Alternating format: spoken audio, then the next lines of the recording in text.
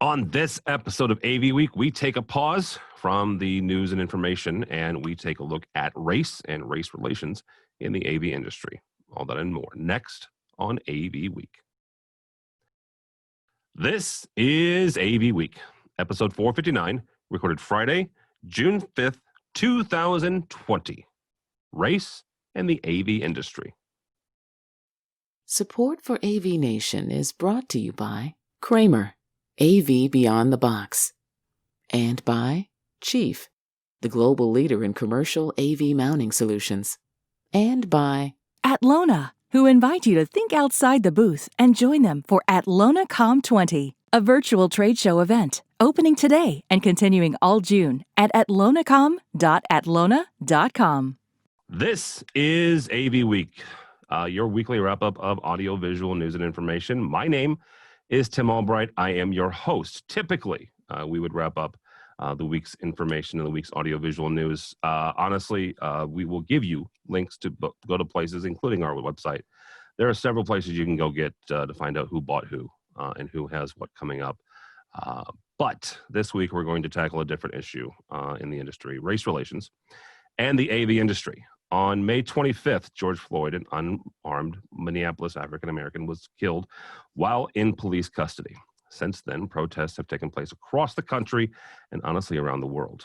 There have also been instances of police aggression with protesters looting as well in some places and areas. National Guard and the U.S. military have been deployed at various locations. I have my own personal opinions about the use of military force, and if you would like to have me go rant on something, you can call me later.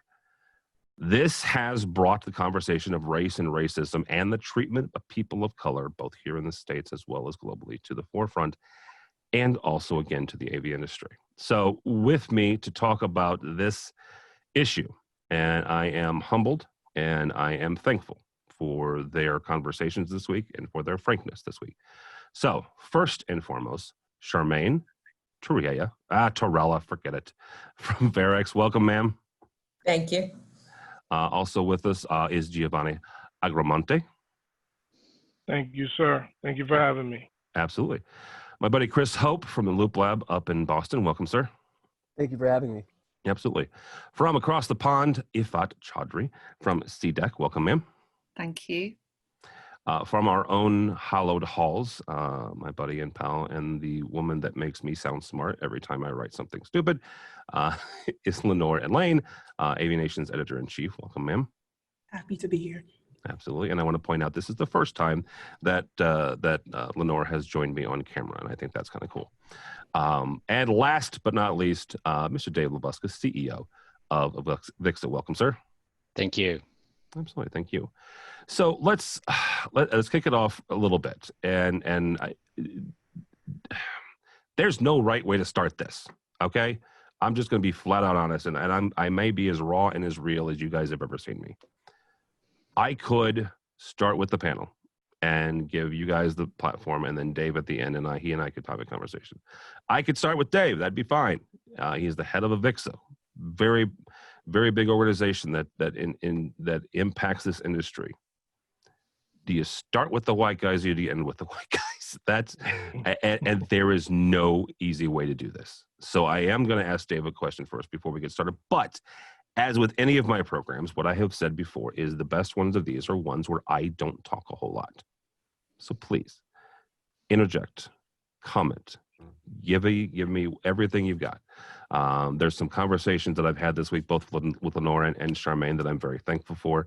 And I will intersperse them, and if I don't get to them, I will say them at the end. But I have learned an awful lot, and I thought I knew. I thought I had learned something in my 46 years, and this last week I've learned even more. So I am thankful for those conversations. So the first question that I'll start with, and Dave, they'll start with you, but we'll get everybody else on this as well. AVIXA is a trade organization, right? What can organizations, whether it's AVIXA or it's CEDIA or whoever else, what can organizations do to address the issue of racism and race relations within their industry, but also within their communities? Thanks, Tim.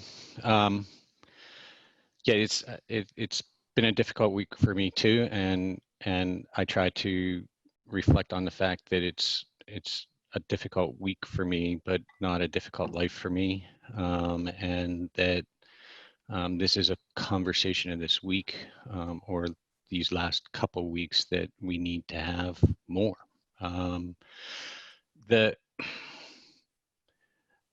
I've spent a lot of time over the years actually trying to figure out what can an industry association, or more specifically, what can the industry association that I'm the CEO of do to confront these issues. I also have a background, as you mentioned, of technology and coding and stuff. So I tend to try in my head to break complicated problems down into small pieces. That's probably impossible with this problem, but I've got two really big pieces that I have in my head when I start thinking about this problem. And one is systemic racism, and the other is unconscious / implicit bias, whatever the appropriate phrase is. So one is societal and structural, and one is individual people and how people interact with each other. If you start with that one, that's what associations are about, right? At our soul, at our core, it's about bringing people together and having conversation. And it's a lot harder to have implicit bias and unconscious bias if you just actually talk to people that are different than you. And at everything that we do as an association is about bringing people together.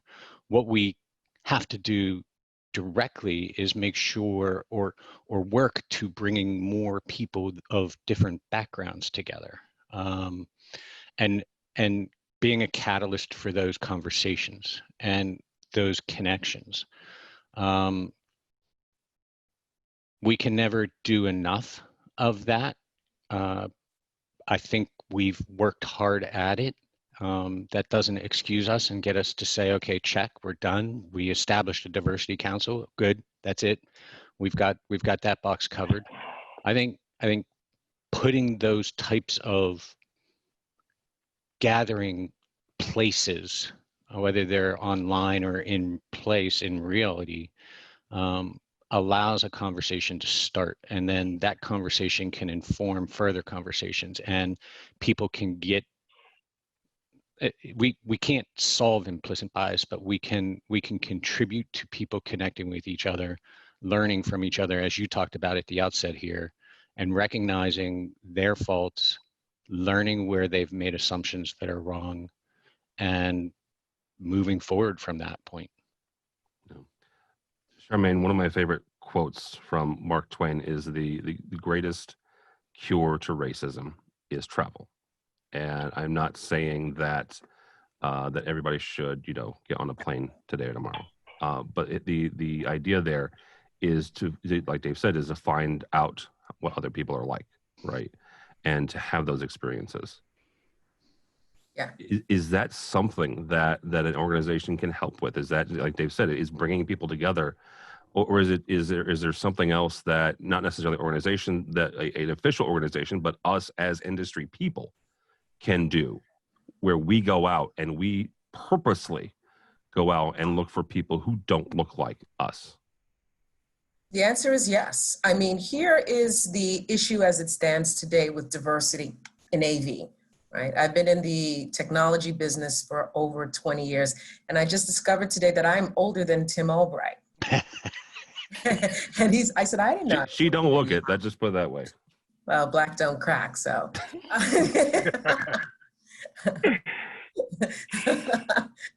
But I found out I was older, and I said, for 20 years in the technology sector, and I've come from telecom and IT into AV 10 years ago.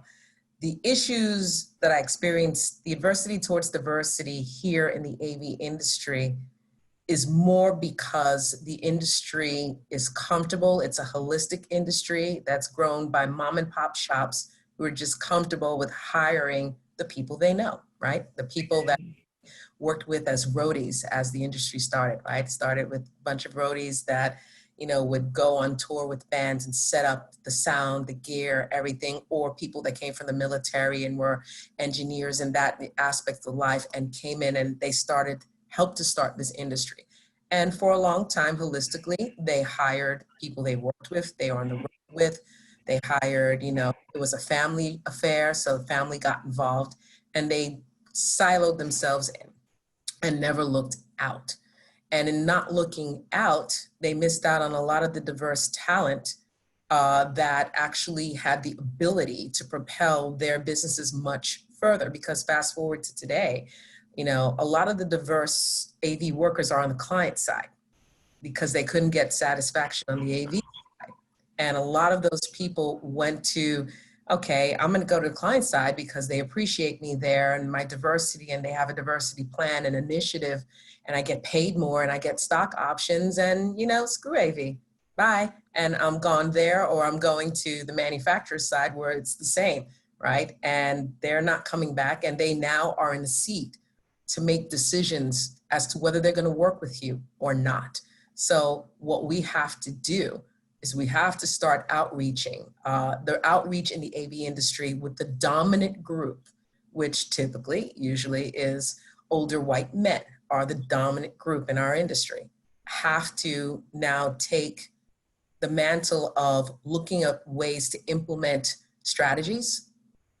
Sometimes it's a plan, but really what we have to do is have a cultural shift in the AV industry to make diversity a thing that's positive, because you can do it a couple of ways. Like I told people with this council, we started 2 years ago, the AVIXA Diversity Council. It's a start, but you have to decide. I live in the 14th district, which my congresswoman is AOC, right? And I do some volunteer work, and I do other volunteer work. I've been doing this all my life. And when you do a cultural diversity plan or program, it's either one of compliance, where you mandate people to do it, one of publicity and marketing, which is only for the purposes of elevating your organization through diversity, or one of cultural shift, in which you're trying to influence a change. So what the AV industry has to do is do one of cultural shift in implementing positive actions, events, programs, trainings, educations, and outreach in order to help shift it. Because you can't force it in our industry. It's not going to be one of compliance. And marketing, it just doesn't mean anything, and you further disenfranchise minority workers, and they say, okay, we'll go to the client side, we'll leave this industry, or we'll go to IT, they'll take us. And that's what's happening right now. Chris, talk about for a second about you went to Integrated Systems Europe this year, and as luck would have it, the only AV trade show that we got to do in person. Infocom is doing it in virtually. CEDIA announced that they are canceled, or they've canceled. I'm not quite sure what they're doing yet. And that was not a slam Labuscus. It was just an acknowledgement. Paying for that, huh? But you were able to not only have a platform, but you guys were able to have a really great conversation about not just diversity, but also the outreach that not just Loop Lab is doing, but also what other people are doing. Talk about that for a second. Absolutely. Thank you so much. One of the things that I will add, because Charmaine made some really strong points, diversity is really critical, and we talk in that conference, I actually talked a lot about representation and representation as in diversity. So one way that corporations or companies can really contribute there is, for example, creating tutorials on Pro AV items or Pro AV tutorials on how to, like, for example, properly, uncable, other things that are really critical for people that are really interested in the field, but want to learn more, and having more diverse people kind of doing that work. I would say, though, when we're talking about the situation that's happening nationally and locally with the protests, diversity isn't really, it's just one part of it. Racial justice is not diversity, right? Diversity means variety. Racial justice is not equality. Equality is just sameness. Really, at the root of what we're dealing with here is equity, fairness, justice. And for us at the Loop Lab, we are really centered in the principle that all people are deserving of liberty, justice, and dignified labor, that they have the ability and should have the access to dignified labor. If they work hard and they really want to pursue pro AV as a career choice, they should have access to do so.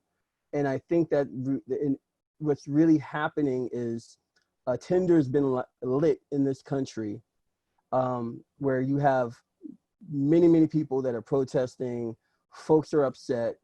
My concern is, when all the noise dies down, are these conversations still going to be happening? Is this dialogue still going to be happening?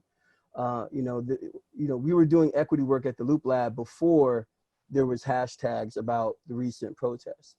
And so I think that there's a way for companies to really get involved in an authentic way, where they're not only promoting diversity through their hiring, promoting diversity through the outreach, which is, again, creating videos that demonstrates that the Pro AV is open and friendly and available to people from all kinds of backgrounds. In particular, I would want to say also for Black men, since we're talking about young Black men and women that were recently murdered nationwide as far as in the press, because I do want to name that, and I do want that to be a particular explicit naming of that. But I think that in the flip side, we have to really talk to C-level executives and why it's important to be proactive in making sure that their corporate environments are promoting and coming at it from a racial justice framework.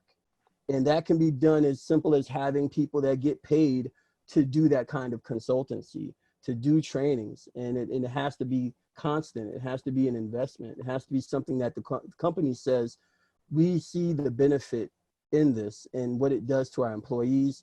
And the data has to demonstrate that, right? Like, numbers don't lie. If you see over a period of time, the number of people of color that are employed not going up, and in fact, maybe decreasing in some places, then you can't say that you're really invested in racial justice and equity work.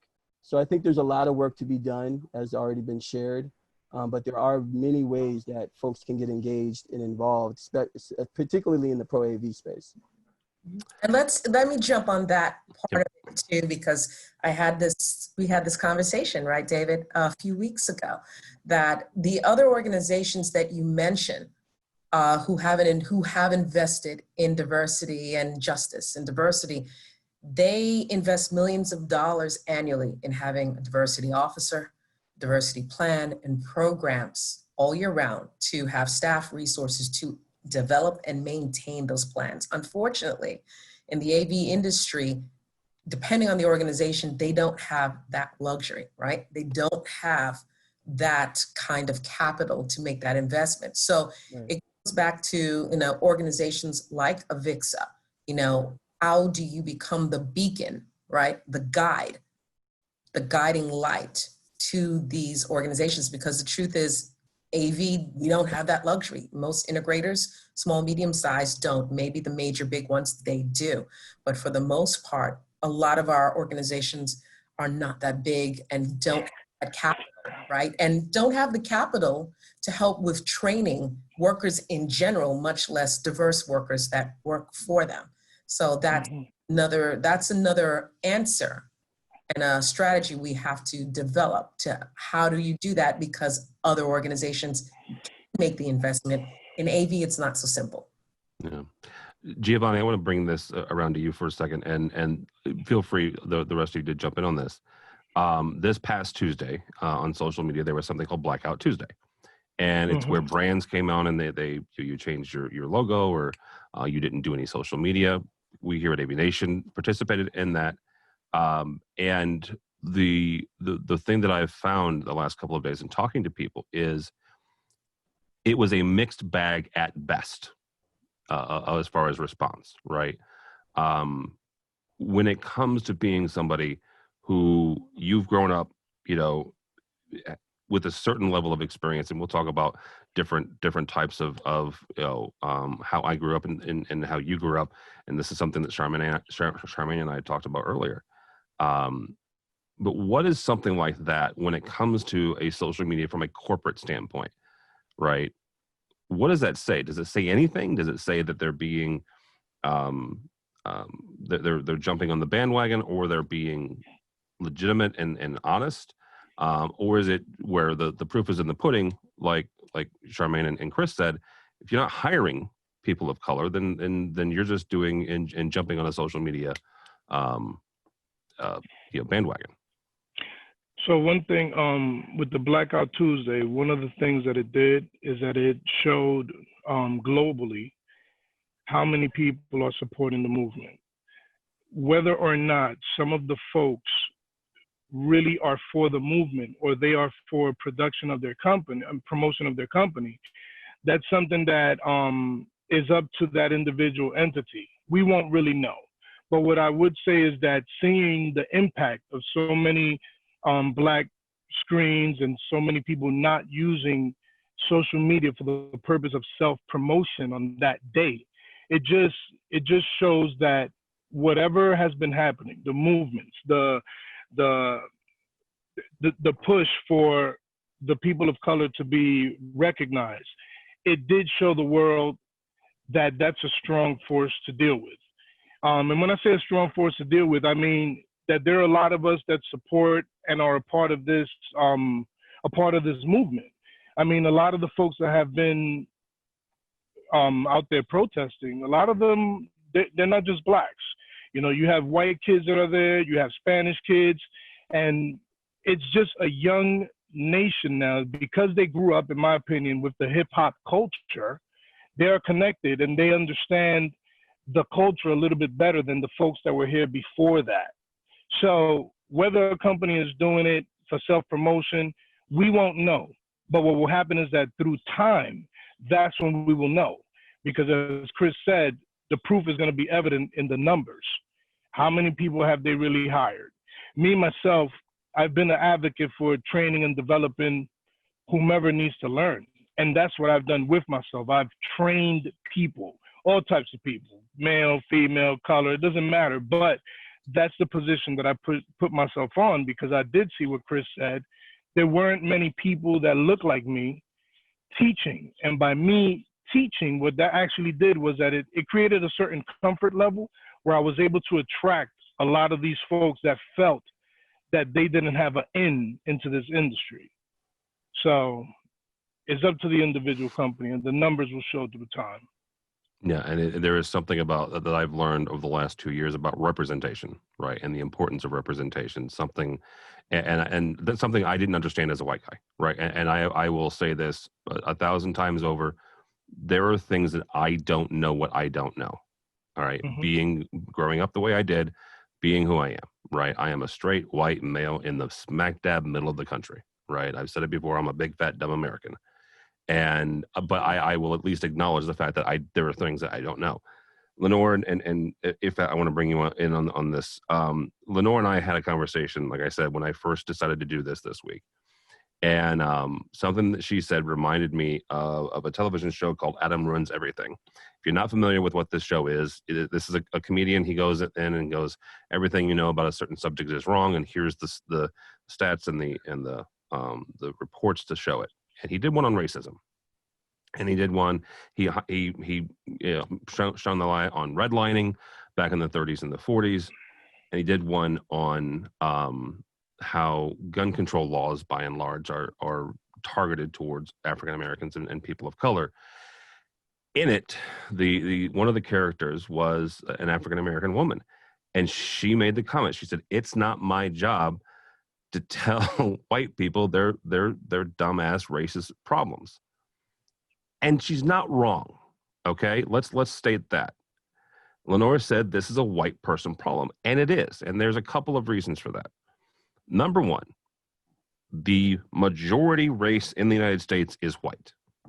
That's a fact, right? There's nothing to debate there. That means that the majority will vote in the certain types of people. We have to decide. We have to change. We have to acknowledge the fact that there is a systemic system in place that treats people of color differently, right? Mm-hmm. When I grew up and I was 16, 17, 18 years old, I was not afraid to get pulled over by the police. I mean, I was a little bit because I was 16 years old, right? But I didn't have the same level of fear as Chris did, right? I didn't have the same level of fear as Giovanni. I've never known that, right? So we have to acknowledge the fact that we don't understand. Lenore and Ifat, you guys have a little bit different experiences, both being people of color, but also living outside of the United States. Lenore, I'll start with you on this. It's you are born and raised in Barbados, but you've lived all over the place. Talk for a second about not just race relations here in the States, but also, other places you've lived. Well, I have to say that as someone who came into the tech industry through a television B2B magazine, that racism has actually defined my career. And I'll be very honest, I've spent, I think, several moments in the last 10 years wanting to leave AV because as a journalist, as a Black journalist, it's not been fun for me. My first gig was with a very well-known television magazine that refused to promote me for 3 years as an editorial assistant. And it wasn't until I went to HR and said, hey, I've done all this work. They keep telling me I'm not a team player. I haven't done enough work to be promoted. Meanwhile, a series of white women came through as editorial assistants and were promoted to editors, that I was promoted. I promptly quit after that. I wanted to make a point. I moved to the UK and I found things to be a little bit better on the journalism side for this industry. I was promoted immediately. I lived in London for a long time and that experience was actually very positive. Barbados is Barbados. But most of my experiences have been in the US. Most of my tense race encounters have been in the US and within this industry. I'm almost at a loss for words. I've been really tense this morning coming to this discussion because one part of dealing with this is acknowledging that I don't think those of us in the industry who are of color have called people out enough for the nonsense that they do. And that goes for hiring, that goes for how they speak to us, that goes to how they pay us. And if you hear me getting upset, it's because it is upsetting to me. I think I've been quiet a long time about it. And it's because I felt powerless. And I think in this moment, with Tim coming to me and saying, hey, can we have this conversation? I told him what I told him because I am tired. It's not on me anymore. We've been spat on, we've been kicked, dogs have been set on us, we're being beaten on live TV. It is up to the system to fix this. Black people have been screaming for this for a long time. And in a microcosm of AV, we have diversity councils, but we're not doing enough. It's beyond conversation. What actionable things are we going to do on both sides, on the integrator side, on the manufacturing side, on the journalism side? I'm always the only Black editor anywhere in this industry. What are we going to do to fix that? What actionable things are we going to do to fix that? Ifat, same question, is what has been your experience, both from you work for an integrator in London, both from a women's standpoint, but also a person of color? I think, firstly, thank you for involving me, and I'm happy to represent England and the UK. I think we have it slightly easier than America, but I also think it's a lot more subtle. I think there's a lot of passive aggression that happens in the UK. And Lenore, I don't know if you would have seen that in London. People are very polite. So, and we grew up, and I think part of our issue, and exactly what you said, Lenore, I remember my mum. I remember being a child and walking in the street, and actually I don't know if you can relate to a white skinhead. So had the swastika on his jacket. He was carrying some shopping and he took out potatoes and was throwing potatoes at my mum and at me. And I didn't understand it. And my mum absolutely said to me, when we get home, you're not to say anything to anybody. Don't say anything to your dad. And we didn't talk about it. We put up. and that's the culture that, you know, that actually it almost made it, well, you've got to put up with that because you don't look the same, or that you're not the same color. And I think people, you're exactly right, everyone's had enough. I'm really fortunate where I work. I did go through something in the workplace, but my boss was absolutely amazing. She's one of the only MDs in AV as a female MD, so she gets enough abuse, if you like, for being female and managing. But she absolutely called it and dealt with it really, really well. And I think the difference is, and we're just a small company, if you care about the people that work for you and you take an interest and you actually say, okay, how are you doing? What would make it better? And I'm all for it not being about your race, your age, your disability, it's nothing. If you have that approach, if you can start as an employer or as a line manager thinking, okay, what would make this person, what would work for you? Does this environment work for you? Does this workspace work for you? Even down to technology. That's where you'll start to see real difference, and it's no longer lip service, and it's not about exactly what you said, the annual appraisal or your quality certification or showing that you've attended. I think, Tim, you were at a diversity event in London last year, and we had the conversation there. It has to be twofold. So one is that, and the other is representation. We work with a lot of education sector, and I'm a teacher originally. And even in the education sector, you will not really see many Black people rise to higher management. Middle management, yes, you'll see people. So I'm obviously Indian subcontinent background. We get a slightly easier time than Blacks, funnily enough. I don't know, and I've never understood why, but we get a slightly better time. And whether that's something to do with, you know, I don't know whether it relates to the Commonwealth days, the British Empire days. You know, I think about whether that's where it comes from. But you will not see many people of colour in higher management actually able to contribute to policy, to actually drive any kind of initiative. And you touched on something before about saying it's the white person's problem. And I heard this, I'm trying to think where I heard it. Somebody actually said, well, it was the white people who enslaved the Blacks. So yeah, it is a white person's problem to solve. They didn't ask for this. Black people didn't ask for this treatment, didn't deserve it, haven't done anything to be treated differently. Unless people start seeing each other as human beings of value and actually being able to say, yep, you're really good at this, and have that impartiality, things won't change. All right. So how do we get there? I think one of the steps is we need to acknowledge and recognize the history of how things got to the way they got to. And I say that because I was watching something about Germany and the school system out there.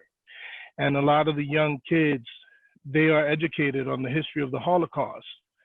And the reason, and these are young children. And one of the reasons they do that is because now with these kids knowing what happened, they'll have a little bit more empathy and compassion. And hopefully through this process, you don't repeat it. So one of the things we need to do is acknowledge what has been done, acknowledge that things are the way they are because someone started that, acknowledge who started that, and it needs to be put on blast. It needs to be part of the curriculum. When I was a kid and I was in elementary school, I didn't know as much as my daughter, who's 5 years old now. She's learning about Rosa Parks at 5 years old. And she knows, she's like, wow, Dad, you know, white people didn't treat Black people good. So my daughter at 5 years old, she knows what I didn't know, what I learned later in junior high school or something like that. So it's part of education, it's part of acknowledgement, it's part of validating the folks that have suffered, validating their feelings. Like, yeah, you're in this situation because this was done to you. And once we start through that process of validation, acceptance, acknowledging, things will start to change slowly, because that's all it is. And a lot of the people, I would say this, Black people are probably the most tolerant people on the planet. You know, they've been through so much, go through so much. And just because you may see a couple that get advertised doing negative things, that's not how they all are. What happens is that it just looks good to show the few looking like that, to keep perpetuating and keep spinning the narrative that these people are this and that way. That's all that is. You know, redlining is still in place in many places. You know, and all of that was set in place because you didn't want your neighbor to look like that. You know, if Black people move into certain neighborhoods, it's like the value of that neighborhood is going to drop because they're here. See me, I'm brown skinned, I'm Black, right? But I speak Spanish. So I have a privilege that a lot of African Americans don't have. So me, just with the fact that I can speak Spanish, that already makes me privileged over a lot of them. Because now if something goes sideways, I have a place to lean on. I can go to any Caribbean country. I could go to a Spanish-speaking country and navigate without a problem. But a lot of these people don't have that. Their history is this history. They don't know anything else, you know, and it's sad because I have a friend from Africa. He always goes back to Africa. He has a place to go to, and he's darker than most African Americans, you know, but he has a place to go back to. These people here, they don't have the same luxury. So acknowledgement, validation, accountability for what happened, and just through that process, we'll find the answer. There's not just one answer because there's been so much pain and generational pain for hundreds of years. You can't fix that overnight. Jail systems, all of this stuff, all of these policies that have been put in place to keep people like that impoverished, that's no joke. You don't just flick a switch and fix that. That's something that's going to take a process. But as long as people like yourself are having this conversation, bringing people like us into these conversations, now you get to look at yourself, you get to look at others, and then it starts to open up slowly. It's a process. I'm gonna kind of interject a little bit, okay? Go ahead. And here's where I sit. So Cuban and Jamaican, Jamaican father. So London, the diversity issues, and Canada, lived there. I do have an idea of what I've been through and why we kept coming back to the US, right? We've had many conversations for I lived almost half a century. And there's been conversations and Blacks always having to manage and remanage themselves no matter what we get and encounter. And we'll go bring it back to the AV community, right? Because I tell my council all the time, start small in order to start getting things done. Because it's a world of this. We're gonna have to start and be micro-focused and start small. So conversations are one thing, but we've been doing that for many years to no avail. It's gonna take steps. We're tired of talking. For the most part, everyone is now aware. The issue. There's no, I wasn't aware, hiding. We're aware now. We're woken up. We're rubbing the coal out of our eyes. We know, everyone. Now we have to say, self, now that we know the reality is facing us, what are the steps? So the steps, and we'll start when you start factoring us in. One.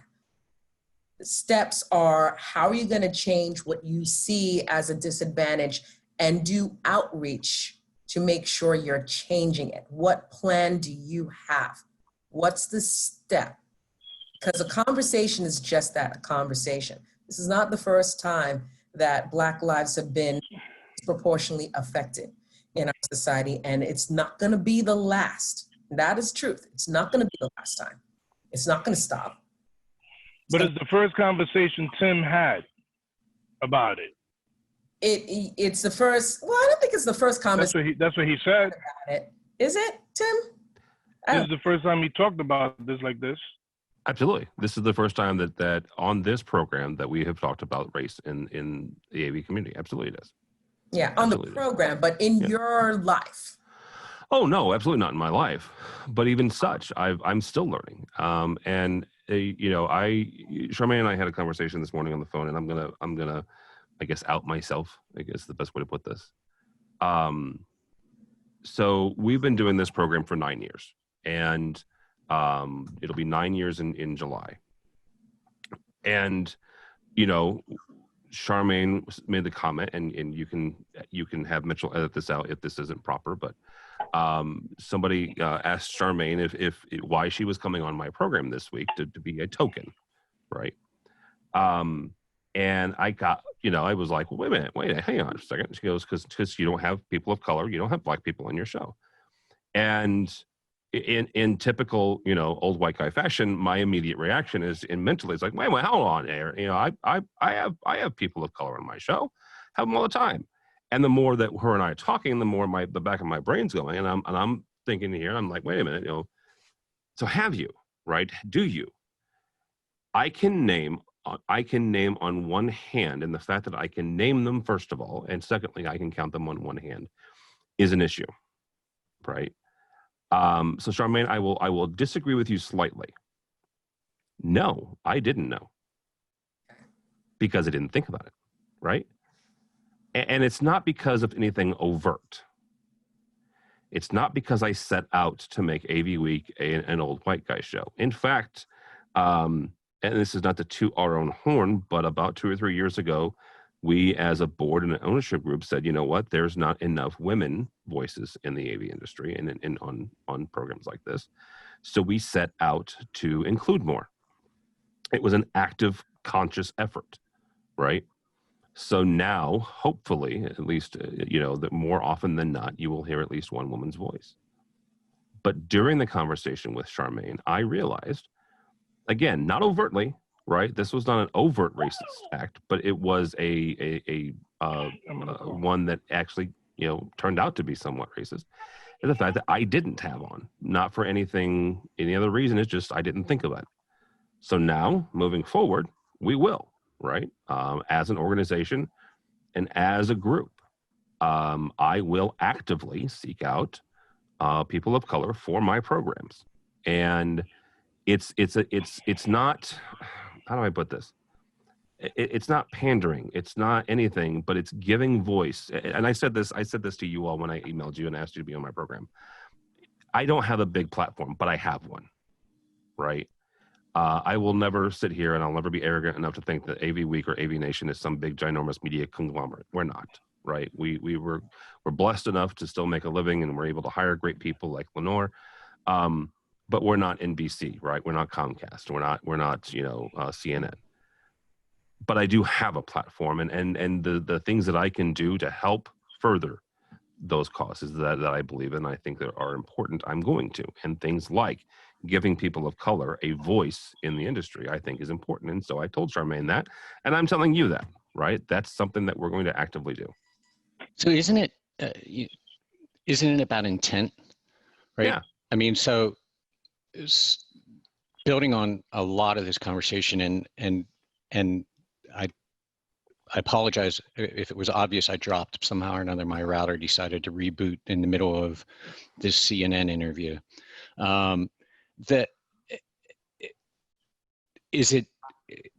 Charmaine's not a token. Charmaine's the first step, right? If your intent is real, and if Blackout Tuesday is not a patronizing meme if your intent was to call awareness to an issue and support it. And then we build in that learning part that you keep talking about, that everybody keeps talking about, which is, well, we learned that our intent was good, but we were off. And so then we get better tomorrow and do something better on Wednesday than we did on Tuesday. I think we need to ensure that these conversations take place, because from those conversations, intent is born, and from intent is where we learn and together take those steps. And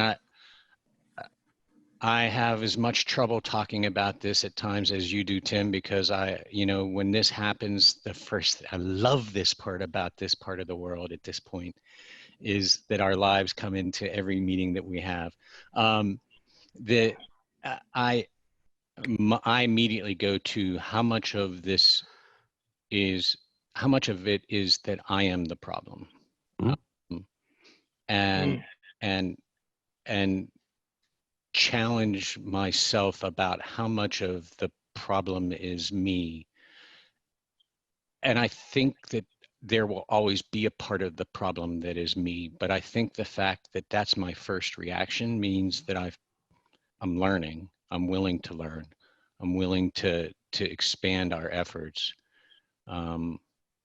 I'm talking too much. I'll stop. Well, let me kind of get in because David and I actually had a meeting, right, a few weeks ago about this as it pertains to the missed opportunity in not opening up the doors to diversity, for the AV industry and how we have to better work. It's a work in progress, right? And it's got to continue, but we have to be more diligent in application. It's all about application. Okay, so it's collaboration and application. So yes, there are white guys out. I know, Tim, when we talked today, yeah, you weren't aware and I said, I'm surprised no one pointed out to you that you haven't really had that many people of color on your broadcast. He's like, no, this is the first time. And so that's also on us and our community as well. We are tired of talking, like I said before. However, there's a crack in the window and there's a crack that we have to start opening up a little bit wider. We see the crack. We're here on the show, we see the crack. So we have to take the opportunity more to step through and talk to you and let you know what we need to see, what we need to have, how, and also not just tell you, but help you on how it can be done and show you and kind of help to, collaborate together to pull that strategy and application along so we can actually make applications that we can apply to see results, because that's what it's going to take. In the Diversity Council, the hardest thing and the biggest obstacle I have chairing the Diversity Council for AVIXA, and I know, Dave, you're sweating a little bit. It's not really. The biggest challenge is really getting the minority council members to actually come forward. And many people don't know that. They see the pretty of what we're achieving, what we can do. What they don't know is how hard it is to get a group of marginalized people who are used to being marginalized to really come forward and feel comfortable to talk about these issues and be a part of our events and plans and feel like they're good enough, because for the purposes of this industry, they've been marginalized so much, told that they weren't good enough. When this council started, I was told, oh, why do you need a council? If you have the expertise, then you should be able to get a job, right? I was told by associates in the industry, well, the reason why, there's not enough diversity is because they're not experienced enough. This is some of the things you hear as an AV worker of color. Oh, they're not experienced enough. I said, well, how would you know that? Oh, well, I could tell, but how? I had a CEO of an integration company, a very large one at West Coast, tell me, well, because the talent's not there. I said, but how is your HR manager looking? Are they only fishing in this little ice hole? Or are they going to a big lake, and are they going to other areas and other different parts of the pond to get a different collection of fish? Because HR managers typically just hire what they know within their organization. Oh, I'm going to get a guy like Bob, and I'm just going to see if this guy matches up to that. And that's not the right course of action in getting the talent that's diverse, that honestly could have another skill set that will bring your company way ahead of the other people you compete with every day. So that's what, it's hard on our end as minority workers, because it's hard to step up again and get knocked down again. See, we're wary, we're shy. I want to just add to what you're saying, Charmaine, real Yeah. quick. Yeah. About intentionality, and also this idea of, yes, you can hire African American or people of color into your organization, but then you have to nurture them. You have to respect them. You have to respect what they're bringing. You have to recognize that it may not be what you always get, but you might be getting more than what you're even paying for, and respect it. And I think for me, on a personal level, the respect was never there. As one of the few Black editors in AV, I do not get called to participate on panels.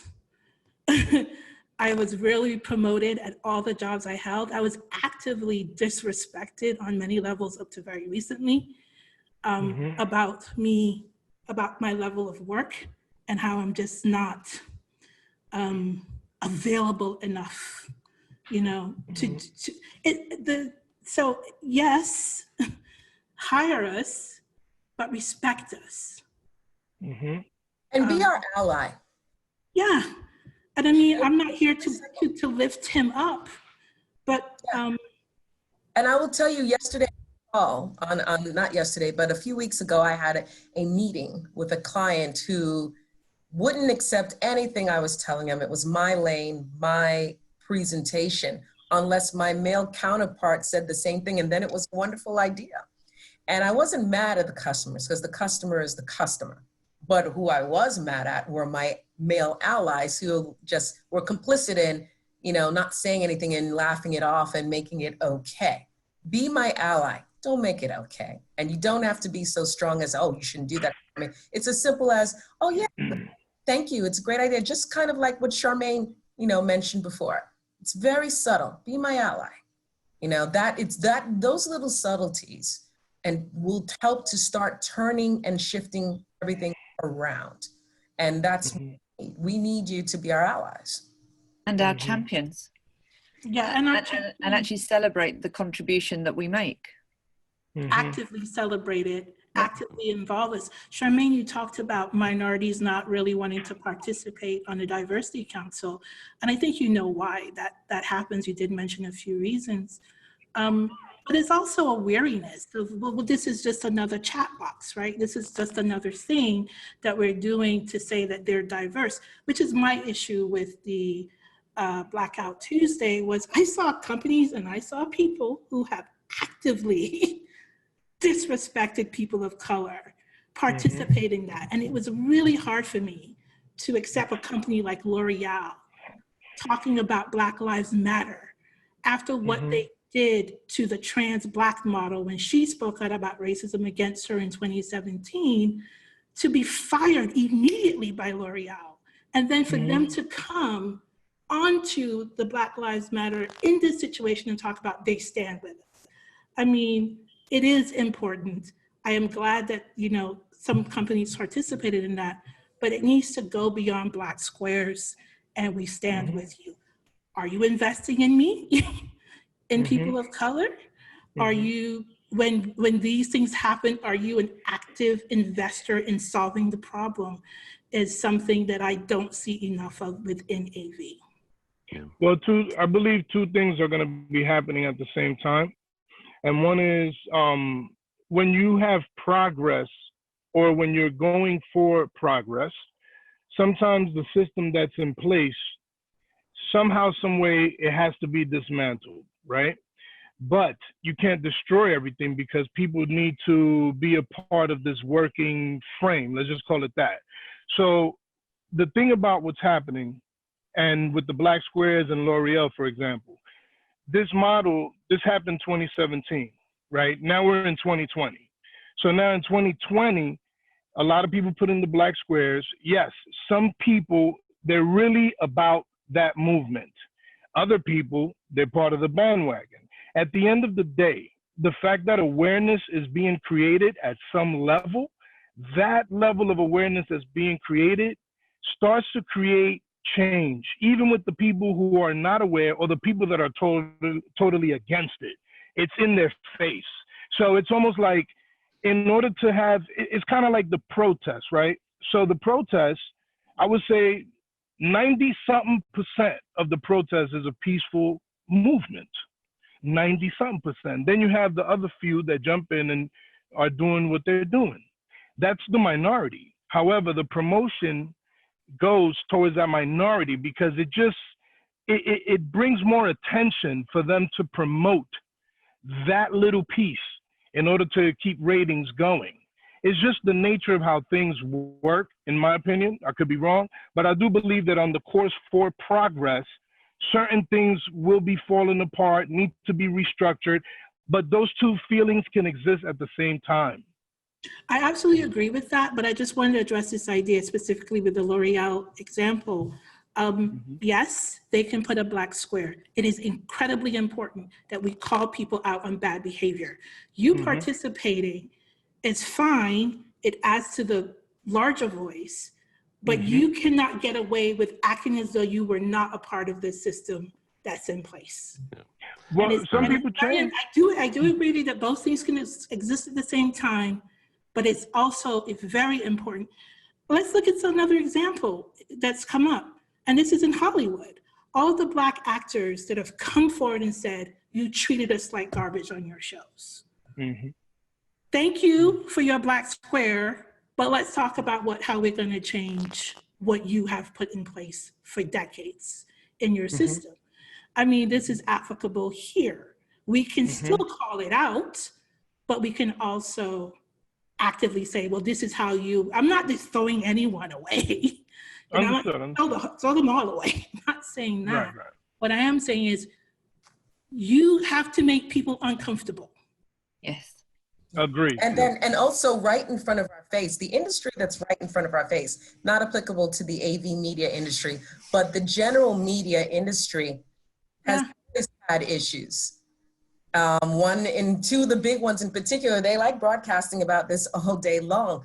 And at some point I serviced them in the IT world, and I was very aware of their issues towards the inequities of Black workers in their organizations. The media, who's doing all the work, the general media, have a lot of issues. I mean, I'm glad they're talking about it more, but honestly, fix your house, right? Fix your house. They're fixing their house because they're under attack now as well. Under the Trump administration, journalists are at war with this government as much as we are. They're getting rubber bullets in the eye. Yeah, but they're at war for different reasons, right? Because he's putting them as a target. But what they're not doing, if you look at the general media, how many people look like me have their own shows? How many years you've been around? How many people look like me that's giving my Black in experience and position in the news that's reported that's going to bring out something different? There are very few, and they don't have enough. And you don't see enough correspondents that look like us there. We have a big stake in the stories that they report, but we don't have enough representation. So again, you got to fix your house before. Yeah, and that definitely goes back to representation, which is what we had talked about earlier. Yeah. Thank you all so much. We were at the top of the hour, and I'm going to be really, really conscious of all yours time. But good Lord, thank you. This has been a fantastic hour for me. Again, I've had an incredible education this week. And I will go back to Lenore and Charmaine and thank you both personally. Chris and Giovanni, I didn't know you, but I appreciate you jumping in from Charmaine pulling you in, Ifat as well. And Dave, thank you so much for your time. I'll go around the horn. If you want to promote yourselves, promote your company, promote whatever it is you're doing. Chris, I want to start with you because I think you're doing incredible work at the Loop Lab in Boston and connecting young people and training them up in this industry. It's a fantastic industry. And it's a great way to make a living and connecting them with employers that need their help. Absolutely. If folks out there are interested in advancing equity work for young adults of color in the pro AV space, please go to www.thelooplab.org. My personal email, not my personal, my business email address is chope@thelooplab.org. Thank you so much for having me on the show. Thank you, brother. Charmaine, thank you. Thank you. So Charmaine Torella, I'm a service manager, account manager at Verix, headquartered in New Jersey. I'm also the Yeah. chairperson of the AVIXA Diversity Council for the last 2 years. So we're working on a lot of things. We have the commitment of AVIXA to keep going and expand upon what we're doing. And we have the support, and we're going to get more of it. And Dave Labuscus is smiling because he knows that plan of action that we're going to execute. So I want to say to everyone, you can find me on LinkedIn. You can find me on Twitter. Don't hesitate to reach out to me. I've had lots of conversations that you wouldn't believe until 2 a.m. Eastern time in the morning. I am open to have even more. All right. Giovanni, thank you, sir. How do people get a hold of you? People can find me, Giovanni Agramonte, on LinkedIn. I'm under Art Media Corp. We provide professional AV services. And I'm also contracted by my wife under Mindful Solutions as a life coach. Very cool. All right. Ifat? You can find me on Twitter at, I'm trying to think of my handle, it's at IFSI, or on LinkedIn, or the company that I work for, CDEC. We have made some brilliant progress in trying to recruit more people. Actually, that's a big issue for us in the UK, actually engaging people who want to work in the industry. We're nowhere near where we want to be, but we're making those steps. So happy to carry on with conversations as well. And thank you so much for involving me. Absolutely. Mr. Labuscus, thank you, sir. How do people get a hold of you or AVIXA? Yeah, thank you, Tim, and thank you everybody for letting me continue to learn. I can be emailed at dlabuscus@avixa.org, and I tweet as David or at David Labuscus. My tweets are my tweets. And you know, I'm the chief student at AVIXA, looking and appreciating the opportunity to continue to learn and leverage that platform, which is all of yours, to make this a better industry. And last but not least, my incredible editor-in-chief. By the way, she bucked me on that title, Lenore Lane. Thanks. You can reach me on Twitter at LenoreDSM. You can feel free to email me at lenore.aline@avnation.tv, and you can find me on LinkedIn under Lenore Aline. Very good. You know what, kids? Don't follow me on the Twitters, but go by the website. Lenore is our editor-in-chief, and she's done a fantastic job leading the charge. We have a brand new one thanks to her. So take a look at it. Let her know how much you like it. But I'm going to say this, and I've written some things, and I'm going to try to get through it. But my personal opinion, and is that we're humans, right? There is nothing in this world that that will convince me otherwise. Is that we are all human beings. We bleed the same. We when we're scared, we do the same things. When we're in pain, we do the same things. I mentioned the fact that and I don't know if I said this before or after we started recording, so I'll repeat myself. My family history and my family heritage is a mixed bag. I am an American mutt, right? And you can take that for what that's worth. But a lot of my roots are south of the Mason-Dixon line, and so it's taken a number of generations. And I still have family members who think differently than I do when it comes to people of color. Which, I think, every little step, every generational step helps. But we are all human beings. And the moment that we all treat each other as such, I think it will be a magical day. But y'all said it. It's a step. It's a process. It's one day at a time. And it's having weeks like this for me personally, where I have learned and I have listened before anything. And I guess if I can leave you with one thing is to do that. Listen first. And if you're not in the minority, listen long, because you'll learn something about yourself and about the people that you surround yourself with. So thank you so much for listening to this episode of AV Week. Thank you so much for watching. That is all the time we have for AV Week.